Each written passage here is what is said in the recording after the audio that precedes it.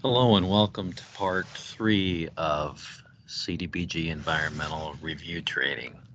Once again, I'm Ed Bosch, Project Manager and Acting Environmental Review Officer with Iowa Economic Development Authority. So, carrying on with individual components, environmental justice.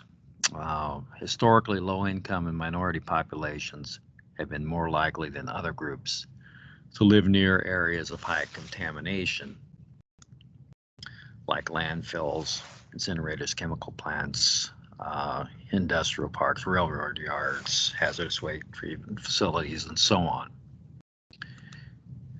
So there, as a result of this, an executive order was signed in 1994 that required that federal agencies address disproportionately high and adverse human health or environmental effects of its programs or activities on minority and low-income populations and American Indian tribes.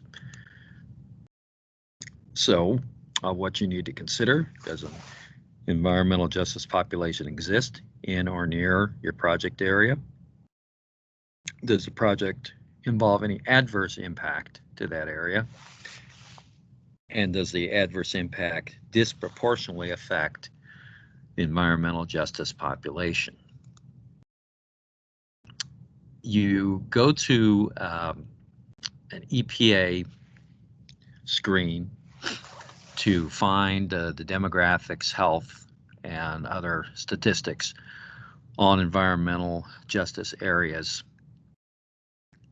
And then you print out a standard report by typing in the address, clicking on Generate Reports, and then pick Get a Printable Standard Report. And that is what you will put. Comes out looking like this in a grid form, spreadsheet form. That is what gives you your statistics and should be uploaded into your environmental review record. And on the checklist, what do you do to show you've addressed this? Make a statement. Area around the project site does or does not suffer from disproportional impacts. And then the documentation are the census statistics in the table and the map from the environmental justice view on your at the website. I would say that environmental justice is considering the type of projects that we fund and the fact that most of them are in rural parts of Iowa. The chances of having a true environmental justice impact are rather slim. However, it is required that you still address it in the environmental review record. Okay, so moving on to explosive and flammable operations. The concern, of course, is the siting of HUD-assisted projects near a hazardous AST. AST is a above-ground storage tank. And they're looking at two possibilities: explosions and fire. So any commercial industrial facilities which handle and store chemicals or petrochemicals of explosive or flammable nature are a concern of the above ground storage tank subpart. Keep in mind, we're only looking at above ground storage tanks in this part. The other toxic chemicals, substances are addressed in the contaminated site section that we went over previously. HUD regulations requires achieving an acceptable separation distance, or ASD, from any explosive and fire hazards. The two threats to be assessed are blast overpressure or from explosion, or thermal radiation caused by fire. So some activities are applicable to this hazard, some are not. It applies when you either bring people to the tanks or tanks to the people. And What we mean by that, well, it doesn't apply to owner-occupied rehab or home buyer assistance or water and sewer or DTR, downtown facade, because you're not introducing any new people to the area. It does apply to upper story when you convert spaces into occupiable residences, construction of a new community facility, or new construction as a result of economic development, because then you are introducing individuals to an area where they were not at before or not in the same number before. You need to look within a 1 mile radius of your project site for any ASTs. Fairly wide area to consider. However, an explosion or fire caused by one of these could be a significant event. Therefore, HUD feels like you need a large radius to look at. A hazard can be any stationary container which stores, handles, or processes hazardous substances of an explosive or fire-prone nature. But there are exceptions. Containers less than 100 gallons that contain common liquid industrial fuels like gasoline, diesel fuel probably. Would assume that's what they mean by fuel oil, kerosene. Facilities that are shielded by topography from the HUD-assisted project. Pipelines, any underground containers, and containers that are used to hold liquefied petroleum gas, LPG, that are 1,000 gallons or less and comply with NFPA Code 58, which all tanks after 2017 should comply with that standard. Substances to be evaluated. Good list there. Some of these things are common to us in everyday life. Others we've probably never even heard of. But these are all potential flammable or explosive substances. Difference between gas and liquid. Gas obviously is pressurized, so you're looking at the pressure from the explosive blast and thermal radiation. Liquids are not pressurized. It calculates only the thermal radiation from fire. And propane is considered a non-cryogenic liquefied gas stored under pressure. Gasoline is liquid not stored under pressure. So two obvious examples of the pressurized and unpressurized categories there. All right, so data to gather to calculate a acceptable separation district. DNR tanks site, link right there. Click on the AST button, type in your city, and then determine by the address if they're within 1 mile of your project site. If so, click on the red arrow by the address shown to the left of the owner ID number. To calculate the acceptable separation distance, you need to go to the tanks tab at the top of the page that was just shown in the previous slide. Find out the size of the tank, the contents, and if it's liquid or gas, pressurized or not under pressure, diked or not diked, and distance from the project, from your project to the tank. Then you plug everything, all the information you got into the calculator available at HUD Exchange. And the output will let you know how far you need to be away from the tank to be considered safe. If your project is within the distance still, after your calculation, mitigation will be required. If your project is outside of the distance, no mitigation is required. What can you do for mitigation? Construct a barrier, but only a professional engineer is permitted to design it and must supervise the construction. Or you can bury the tank. Again, I don't think you're going to run into this too often with the type of projects we fund and where they're at, but it is possible, and you do need to check for this because it is potentially quite dangerous. So what do you do? Back to the checklist to show you've considered this. Make your statement. Maybe your type of project is exempt from review because of the nature of the activity and it's not considered a hazard, or your project is not near an above ground storage tank. If it is, and your separation distance calculator results show that it is too close, then mitigation will be necessary. Remember also that if it's 1,000 gallon or less LPG, you need a citation that it meets the NFPA code of 2017. So airport hazards is next.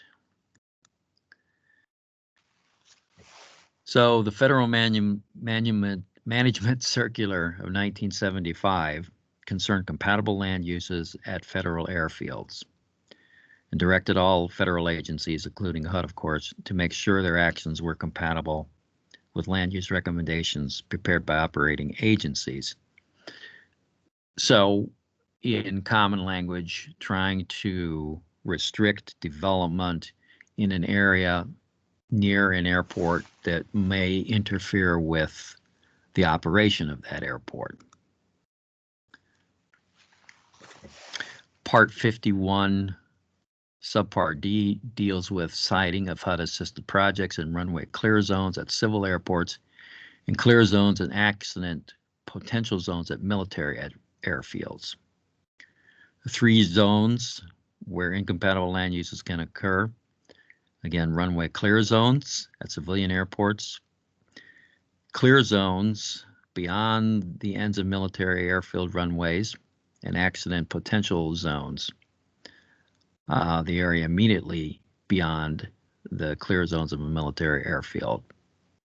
So there are 2 concerning military, 1 concerning civilian. So the restrictions prohibit certain activities in these clear zones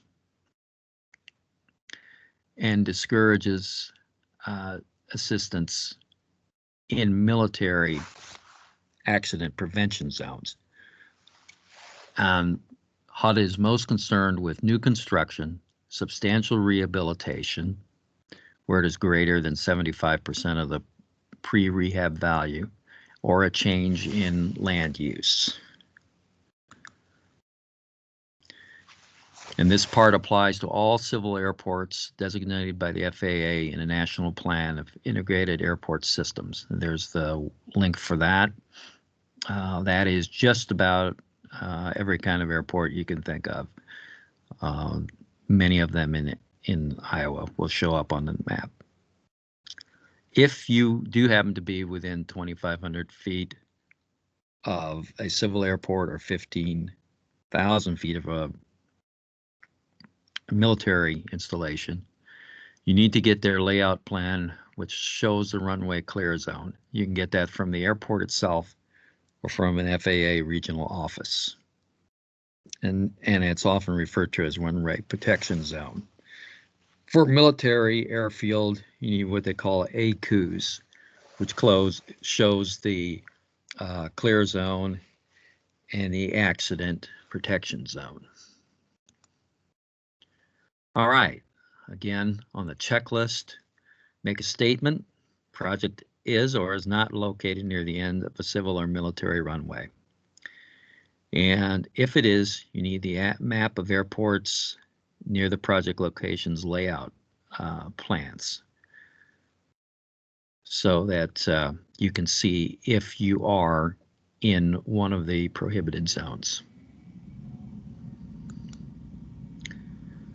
Farmland protection.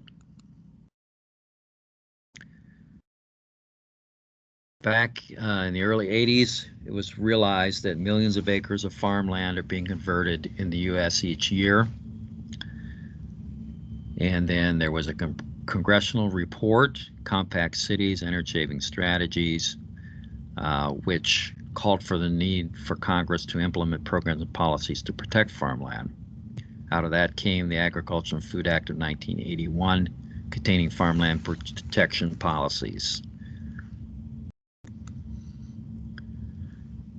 So special categories of farmland qualify: prime farmland, unique farmland, or farmland of statewide or local importance. And farmland does not have to be an active crop, inactive crop use. It can be pasture land or forest land, but cannot be urbanized in an urbanized area or actual body of water.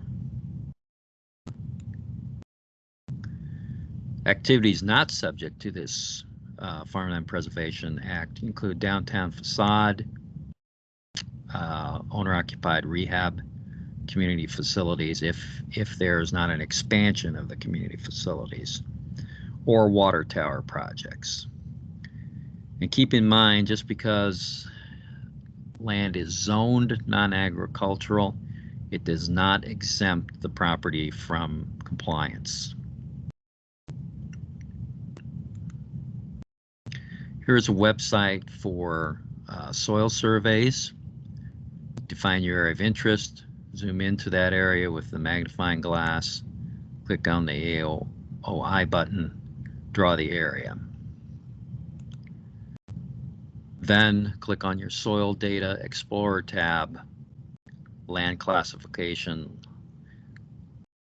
list on the left, Farmland Classification, and the View Rating button. And that will tell you what type of soils you have. And I believe might have skipped through a slide here. Now, this hard to see here, but this indicates the type of soil that is involved in your area, and by that you can tell whether it fits one of the criteria of prime ag land. There is a land evaluation site assessment form and process known as LISA to evaluate farmland being considered for conversion from ag use to some other use. If your project contains prime or unique farmland, you, as the RA, need to initiate intergovernmental evaluation of the property using form AD 1006, which is a farmland conversion impact rating, and that will give you a score. There's the link to find that form and who completes what parts has to be done in conjunction with the Resource Conservation Service. And again, these are websites to help you in filling out that form. And if the value is 160 or more, then you need to consider alternative sites, modifications, or mitigation. Mitigation, what can that be? Well, need to consider a use of land that is not farmland, or use of existing structures, alternative sites that would convert fewer acres or of a lower value, or special siting requirements of the proposed project. Evaluate all those categories and make a final statement included in your ERR, environmental review.